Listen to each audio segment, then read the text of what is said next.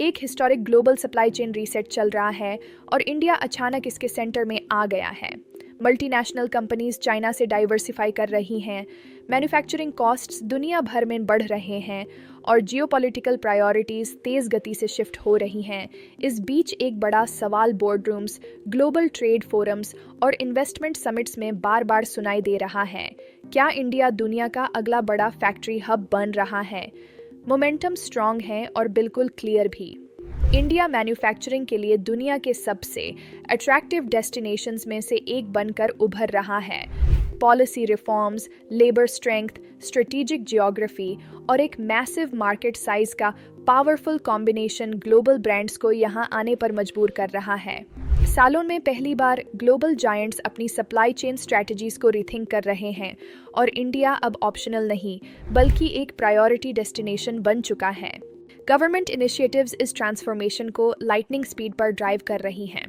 Production linked incentive (PLI) schemes, GST rationalisation, simplified compliance systems, record infrastructure spending और ports, highways, logistics parks, renewable energy, industrial corridors जैसे areas में aggressive push, ये सब मिलकर एक global manufacturing power house का backbone create कर रहे हैं।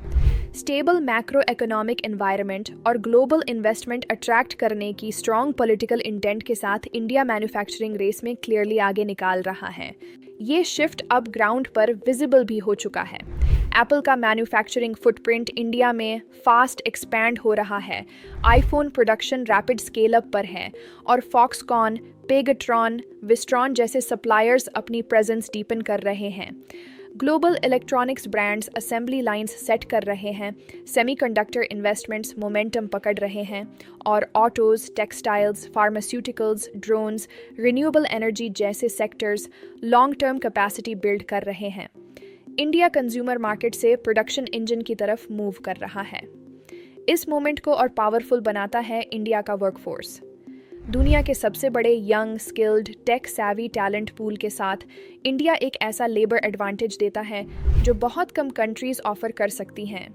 डिजिटल इंफ्रास्ट्रक्चर, आधार, UPI, ई-लॉजिस्टिक्स सिस्टम्स ने एक transparent, efficient business environment create किया है जो सप्लाई चेन डिसीजंस को एक्सेलरेट करता है। इसके ऊपर fast growing domestic consumer base, rising export ambitions और ग्लोबल कंपनीज को एक reliable, politically stable, cost efficient alternative की ज़रूरत, all of this together India की फैक्ट्री हब बनने की जर्नी को पॉसिबल नहीं, इनेविटेबल बना देता है। तो क्या इंडिया नया ग्लोबल फैक्ट्री हब बन रहा है? सिग्नल्स बोल्ड और क्लियर हैं। Policy strength, manufacturing momentum, global trust और अनस्टॉपेबल इकोनॉमिक एनर्जी के साथ इंडिया एक नए ईरा में स्टेप कर रहा है, जहां made in India global supply chains, technology, manufacturing और इनोवेशन में डोमिनेट कर सकता है।